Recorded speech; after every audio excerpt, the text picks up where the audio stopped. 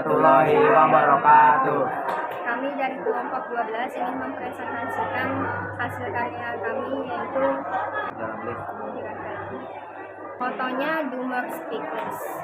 Pengertian rumus Liv adalah rumus yang dikemukakan oleh seorang ilmuwan yang dikenal dengan nama Isaac Newton yang bukan hukum Newton, di mana suatu gaya yang bekerja maka resultan yang diperoleh sama dengan 0. Gerak dalam lift pada gedung-gedung bertingkat selalu dilengkapi dengan alat transportasi yang disebut lift atau elevator. Ketika kita berada di dalam lift yang bergerak naik, badan kita akan terasa semakin berat. Namun sebaliknya, pada saat lift bergerak turun, badan kita akan terasa lebih ringan. Kenapa hal tersebut bisa terjadi? Untuk menjelaskan keadaan ini, kita bisa menggunakan hukum Newton. Yang pertama yaitu lift dalam diam. Yang kedua, lift bergerak dengan kecepatan konstan. Yang ketiga, lift bergerak dipercepat ke atas.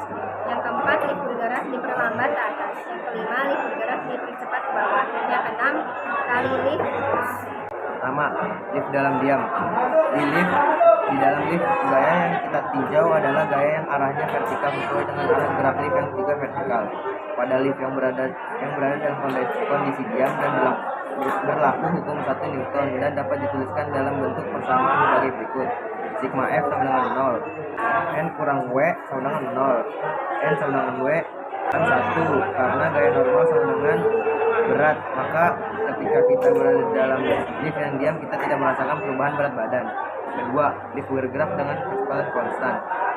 Berdasarkan hukum 1 Newton, benda yang bergerak dengan kecepatan tetap atau konstan, resultan gayanya sama dengan 0 atau V sama dengan konstan, maka A sama dengan 0. Sehingga ada gaya lain yang mempengaruhi berat, maka kita tidak akan merasakan perubahan berat badan. Jadi berat badan kita di dalam lift yang bergerak ke atas maupun ke bawah dengan kecepatan konstan sama dengan berat badan kita ketika di luar lift. Pada keadaan ini juga berlaku persamaan 1, N sama dengan W. 3. Lift bergerak dipercepat ke atas. Saat lift bergerak vertikal ke atas dengan percepatan A, lantai lift juga memberikan percepatan yang sama terhadap kita. Karena lift memiliki percepatan, pada kasus ini berlaku hukum 2 Newton sebagai berikut. Sigma F sama dengan MA. Sebagai acuan pada lift yang bergerak naik, gaya-gaya yang searah dengan arah gerak lift ditunjukkan pada arah V, diberi tanda positif, dan yang berlawanan dengan arah gerak lift diberi tanda negatif. 4. Lift bergerak diperlambat ke atas. Seorang anak berada di dalam lift yang bergerak ke atas dengan perlambatan negatif A, sama halnya seperti lift yang bergerak ke atas dengan kecepatan A dipercepat. Pada lift yang bergerak ke atas dengan perlambatan negatif A diperlambat.